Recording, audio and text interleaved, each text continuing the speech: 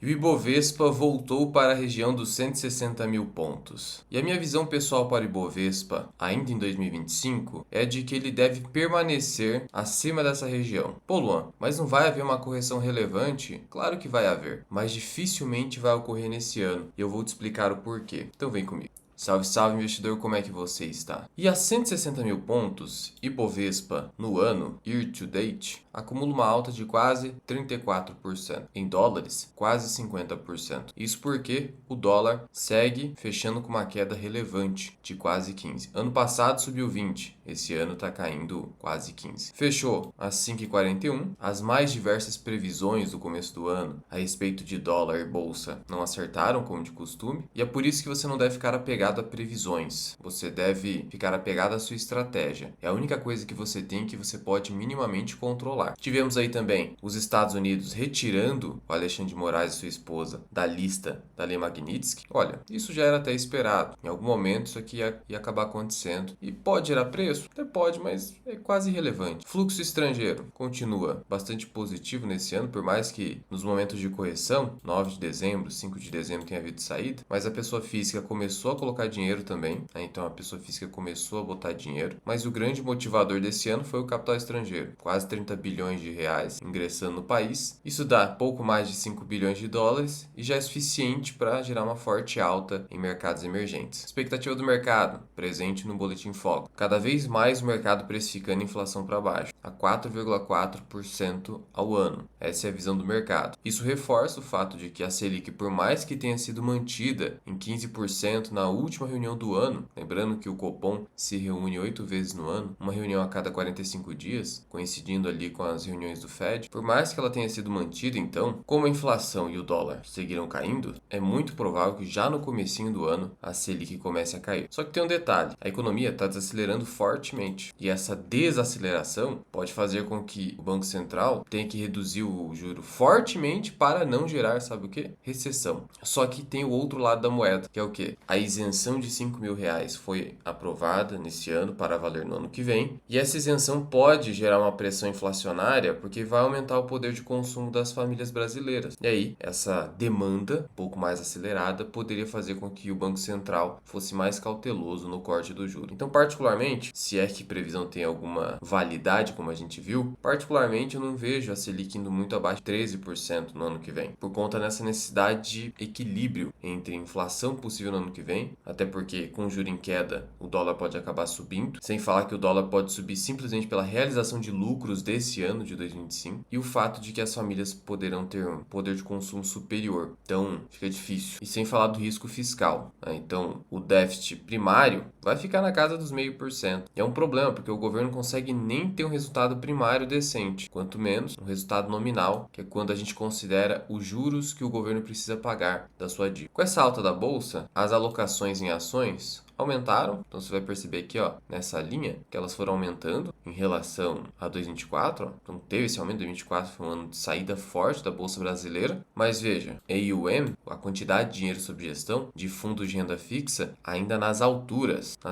não para de subir. Isso significa que ainda há muita grana concentrada em fundos de renda fixa. Isso vai ter que sair uma hora, né? O pessoal vai querer correr mais risco para ganhar mais retorno. E aí, eventualmente, a nossa bolsa poderia subir mais. Não estou dizendo que isso vai acontecer no que vem. Ano de eleições tem muita volatilidade, muita mesmo. Então, não no ano que vem, mas após a normalização das eleições, com o Selic podendo cair mais, eventualmente, aí vai depender da inflação, expectativa do câmbio, você teria uma renda fixa sendo esvaziada, que até agora nada, né? Mesmo nesse ano. Então, veja que esse é um ano de capital estrangeiro, porque a renda fixa está bastante concentrada ainda aqui nos fundos. O volume da bolsa em novembro foi um pouco inferior, tá? Mas tá aí, ó, mais ou menos 25,7 bilhões, basicamente o valor que entrou de dinheiro estrangeiro no país nesse ano. Ó, estrangeiro entrou 30 bilhões, é o que eu falei, tá aqui, ó, no gráfico. Mas ainda, segundo aqui o BTG Pactual, a alocação de investidores estrangeiros em ações brasileiras está em níveis reduzidos. Então é o que eu falei, tem muita concentração na renda fixa ainda. Taxas do Tesouro ainda bastante elevadas, você ainda tem, ó, IPCA mais 7, inclusive de prazos mais longos, ó 2045, com IPCA mais sério, historicamente, constitui uma oportunidade, por isso que o pessoal não quer sair. Fundos de hedge, fundos multimercado, adoram isso aqui. Uma relação risco-retorno muito boa. Pré-fixado, pagando aí acima de 13,5, então fica difícil, né? Você não tem incentivo, a lei dos incentivos no comportamento humano. Você não tem incentivo para sair da renda fixa. Então é isso que está acontecendo hoje, por isso que o investidor precisa ser um do contra, seguir pelo contrário investing, porque se ele seguir essas tendências, seguir o incentivo do mercado, ele sempre vai deixar dinheiro na mesa. Como está acontecendo esse ano, o cara que só ficou na renda fixa aguardando, perdeu uma alta muito boa da Bolsa de Valores no Brasil. E voltando aqui no Ibovespa, por que eu acho que esses 160 mil pontos dificilmente não serão cumpridos nesse ano? É o fato de que a gente está tendo, assim, uma massiva distribuição de proventos. Massiva, quase de forma unânime entre as empresas da Bolsa, com exceção das estatais, porque não há incentivo para distribuição, já que o ente federativo que controla uma estatal, a União, o Estado da Federação, esse pessoal aí, essas entidades, elas não podem ser cobradas no imposto de renda mínimo que foi criado pelo governo federal por conta da imunidade recíproca. Então não dá.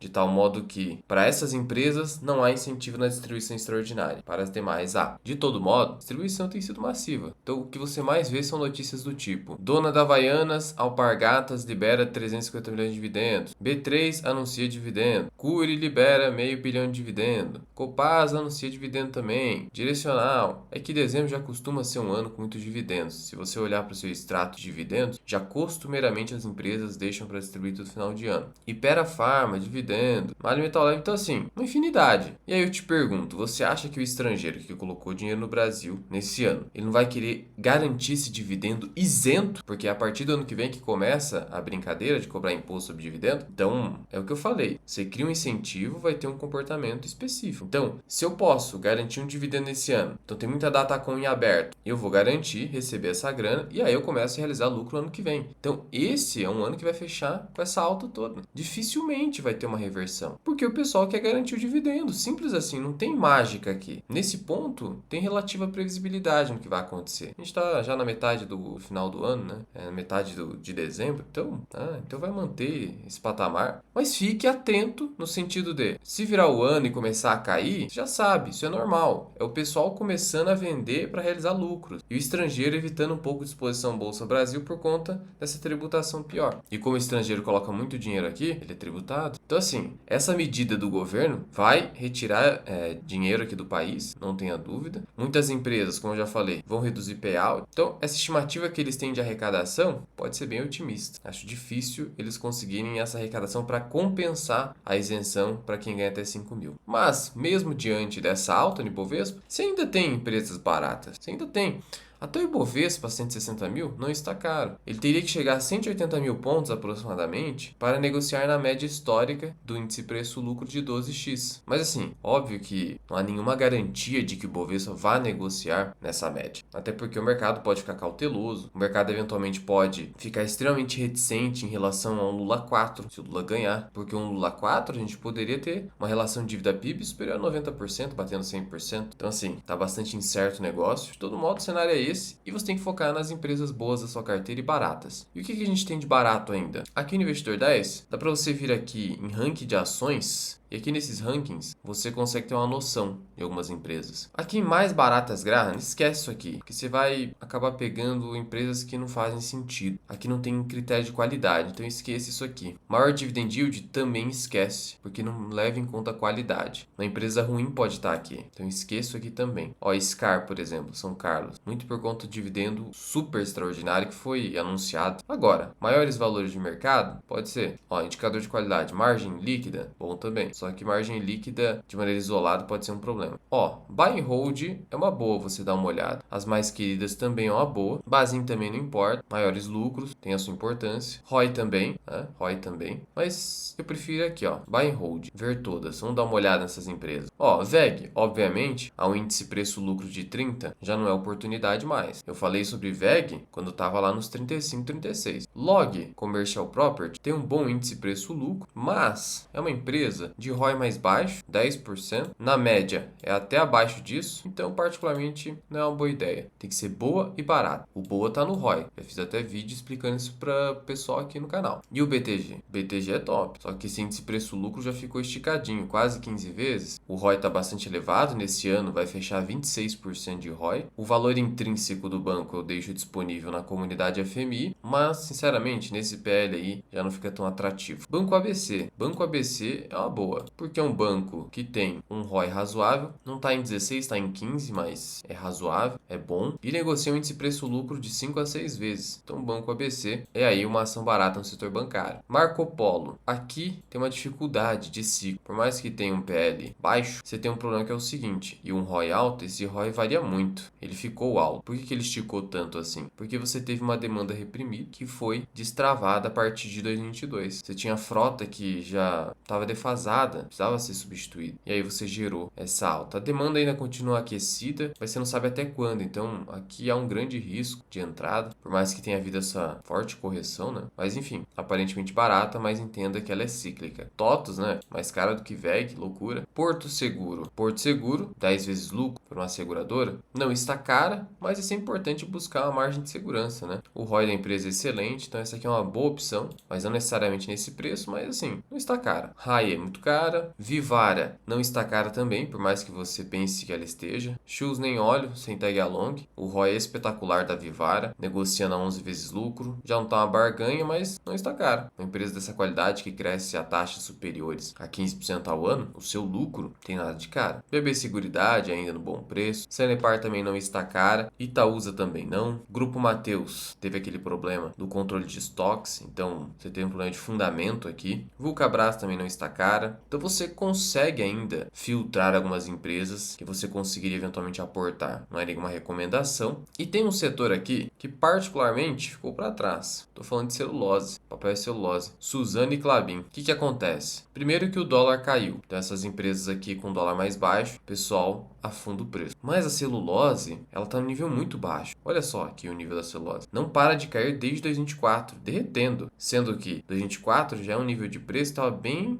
abaixo desse topo de 2022. Então, se você pega esse topo de 2022, está falando que a celulose está valendo praticamente a metade do preço anterior. E aí, o que acontece? Você começa a ter nesse setor o seguinte: alguns competidores com problema, tendo que fechar planta ou suspender planta de produção porque não dá lucro. No setor de commodity, você tem que ter um nível de preço mínimo para muitas empresas conseguirem competir, ter lucro. Isso não vale a pena, né? Você vai operar para ter prejuízo. Só que a Suzano e a Klabin, elas estão conseguindo passar muito bem por esse cenário, com celulose bem baixa. Isso mostra como essas empresas são únicas no mundo inteiro, inclusive. Suzano tem o menor custo de produção do mundo. Então essas empresas são bem diferenciadas, pensando no mundo inteiro. E aí você imagina a hora que reverter esse cenário. Porque, alô, como é que você tem certeza que vai reverter? Viu? A não ser que o papel e a celulose se tornem desnecessários, isso vai se reverter. Porque o que acontece? Não é simplesmente, é cíclico. É que, por que um preço cai? Né? Por que o preço da celulose está caindo? Porque existe um excesso de oferta em relação à demanda por celulose. Sim, isso é verdade. Então aí o preço cai. Só que chega um determinado nível de preço que esse excesso de oferta, esse excesso de produção não vai mais existir. Primeiro, porque se a demanda se mantiver constante ou até subir um pouco, você chega no equilíbrio. E segundo, o que é o principal, na verdade, alguns competidores vão ficar pelo caminho conforme o preço vai caindo. Fecham plantas, reduzem sua capacidade produtiva ou até quebram, porque aí você precisa sobreviver com dívida, capital de giro. E aí você começa a ter esses players competidores mais fracos ficando pelo caminho e os fortes, os resilientes que estão passando pela turbulência até com lucro, eles vão ficar ainda mais fortes, porque agora que não tem mais esse excesso de produção, porque outros ficaram pelo caminho, a produção vai ficar concentrada neles. E aí o preço sobe, porque agora tem escassez de oferta, a demanda talvez até subiu ou permaneceu estável, agora tem menores players que vão conseguir abocanhar essa fatia de mercado deixada pelos mais fracos. Então é assim que funciona o setor de commodities, setores mais cíclicos. Por isso que a necessidade nesses setores de você escolher só as melhores é ainda maior, porque é um setor muito difícil. Então o setor é interessante, né? Porque você tem o dólar em queda e a celulose amassada, parece uma oportunidade. Até fiz vídeo analisando o Klabin recentemente. inteligente. E é uma ação lá do nosso quadro Carteira Mirai. Mas depende do preço, tá? Tem que olhar para valor intrínseco, senão você vai pagar caro demais. Para você nunca perder dinheiro na bolsa, primeiro, você não pode escolher uma empresa que vai quebrar ou vai perder fatia de mercado. E segundo, você tem que escolher pagar um preço em que você não vai comprar topo, pagar caro demais. Pagar caro demais é um risco muito alto e o pessoal ignora. Claro, para você ter acesso ao valor intrínseco das melhores empresas da bolsa e aquelas que eu tenho na minha carteira pessoal, eu te convido a conhecer a comunidade FMI. Aqui o pessoal vem com a sua dúvida, uma dúvida bem inteligente, eu acabo respondendo aqui, ó. Então assim, é um lugar onde você vai tirar suas dúvidas comigo. Tem os conteúdos exclusivos, todos os vídeos que vão para membros lá do canal estão disponíveis aqui. Então você pode cancelar a área de membros no YouTube e migrar para cá, porque aqui, além de tudo, você tem todos os nossos materiais complementares, os relatórios de análise de fundos imobiliários e ações e a planilha de valor intrínseco, além de você ter acesso ao meu treinamento Formação Mirai Invest, que é o meu curso completo de finanças e investimento. Então conheça a comunidade, o link está na descrição e no primeiro comentário fixado. Fui!